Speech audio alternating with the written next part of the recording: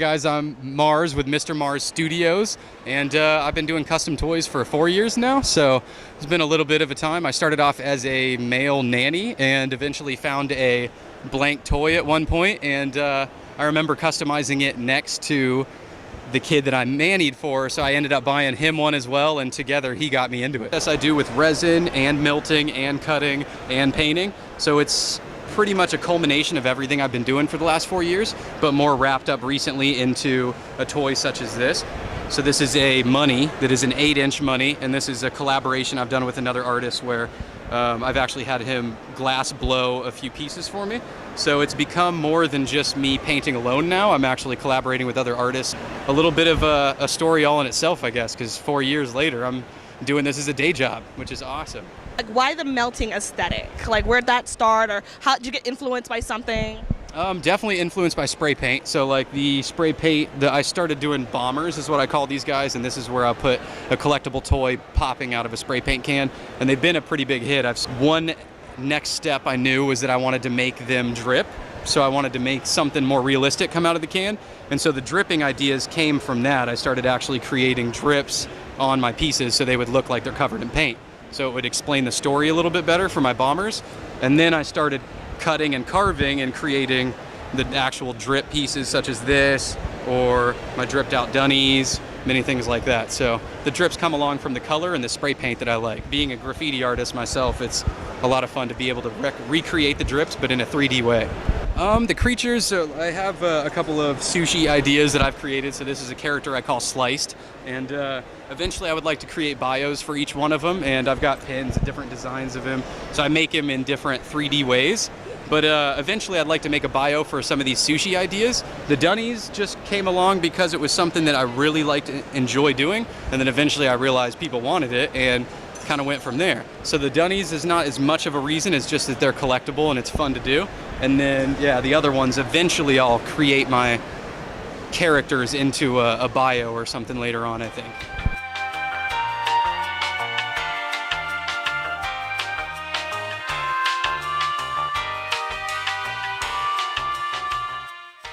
This is Sergio. I'm with That But Smaller, and I make miniatures. Well, I used to be an elevator engineer, so I used to build elevators for a living. So I was in rooftops a lot here in LA, and I'm not originally from LA. I was born in Guatemala, but this is my second home, and I love LA, so everything here is LA.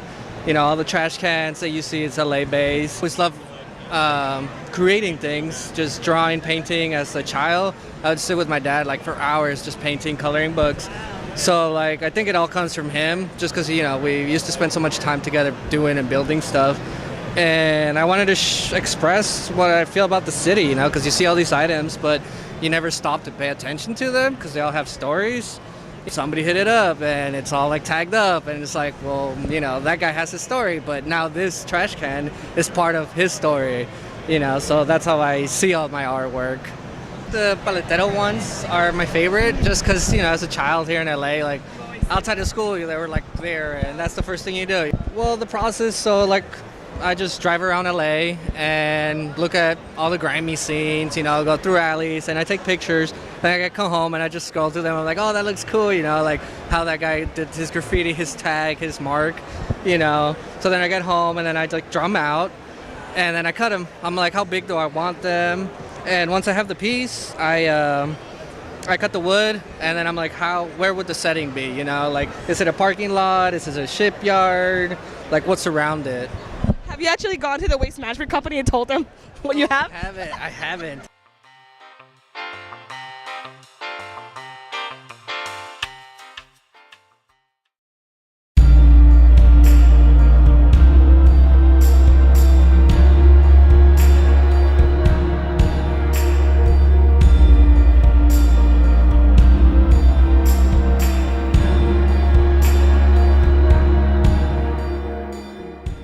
This corner is pretty much dark and awesome, so let's go ahead and let's get to know the artist a little bit. So can you just your name, please?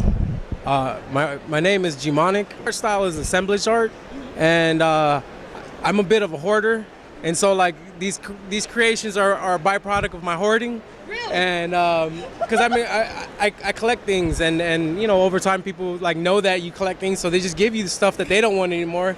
So I got big piles of things in my house, and you know, like I have to do something with it.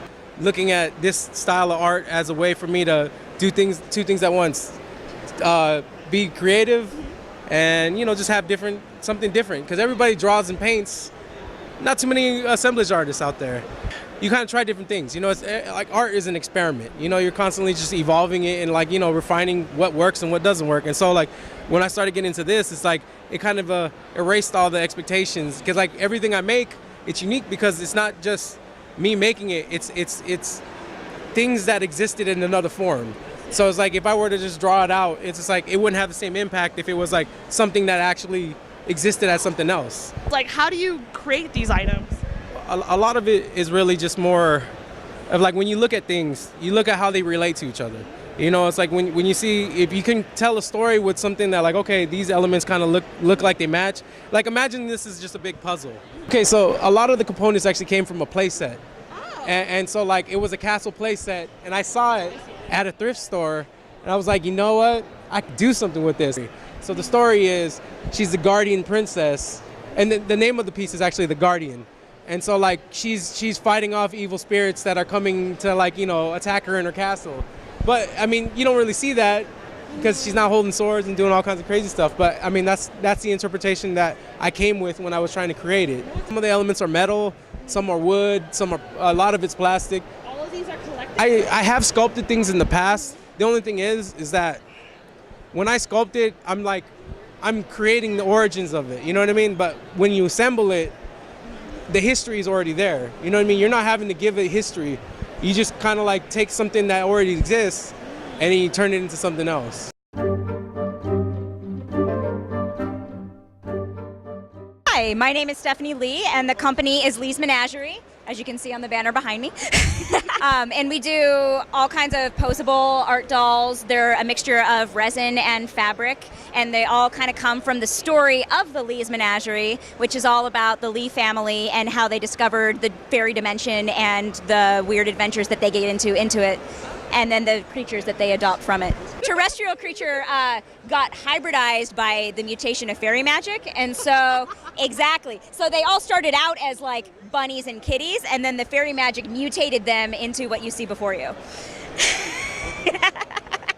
See, fairy magic is not cool. No, it's not good. I never liked fairy magic. So Fairies are bad, evil things. You guys actually have fully articulated skeletons inside of them, so you can see she moves and is fully posable. And they can stand, they can move, and they've got a plastic skeleton, and then they're plush on the inside, and then they're weighted with beans, so they feel like a realistic creature and not just a stuffed animal. So Marine. Yes. So what are the rest of their names? Oh my God, they all have names. I'm so curious now. I spend so much time making them, you know, that it's like, when you spend so much time with them. Starlene, she's a dodo griffin. This is Chip, because he's mint Chip. That's Storm, and that's Cloud up there, and that one's name is Pouncer. Creating these, did you like have already a concept in your head, or as you're making, you're like, nope, you're gonna be mint, and you're gonna be this type of personality? Like talk us about the process of it. So it's less me telling them what they're gonna be, and them more being like, no, this is me.